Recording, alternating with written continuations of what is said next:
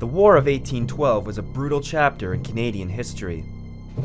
Isaac Brock, leader of the British forces in North America, played a critical role in the early days of the war.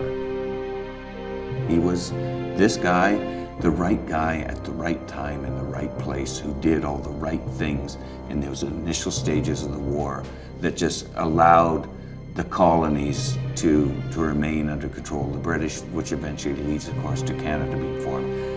He has that integral role, but he's a human being. The War of 1812 project began with a discussion about doing a series on heritage sites. But we realized with the anniversary of the War of 1812 coming up that actually would have made a better series. What people really find interesting are people. So we decided to do 6 episodes based on 6 characters from the War of 1812. The idea being that they would be interested in this person and what their adventure was, and hopefully be able to relate to that. By watching all 6 episodes, they should get a sense of the span of the war. There's not a lot on Brock, and regardless of all the stuff that's being written, do we really know Brock? And the answer is probably no. We don't know anything about his personal life. We don't know what he was thinking aside from what he was sharing with his brothers, and how intimate that was, we don't know.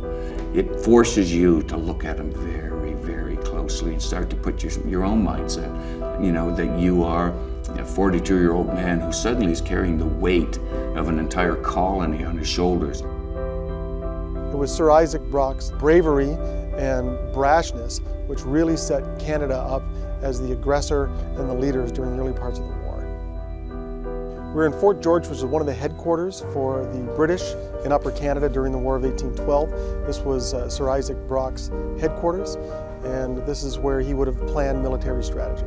It's incredible how it takes you back. I mean, it really does bring it to life. You can just picture these people living here, you know, suffering through the incredibly tough winters in Upper Canada. It's just terrific.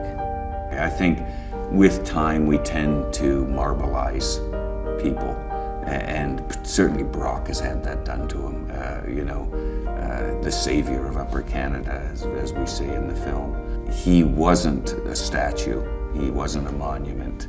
He was a living, breathing human being with all the same foibles that we have. In some instances, some tremendously wonderful attributes. But the bottom line is that it was a musket ball that killed him, so he was human.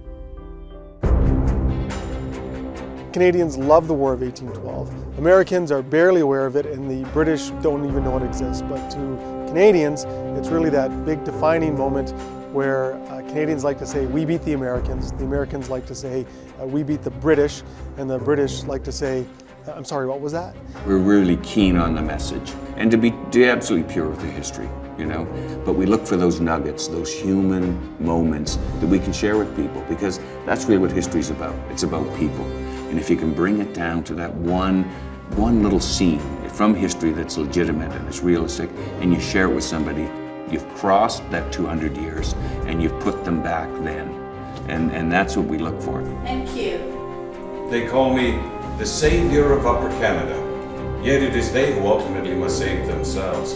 If I have done anything, it's to show them that they can make a difference in this conflict. The outcome is not preordained.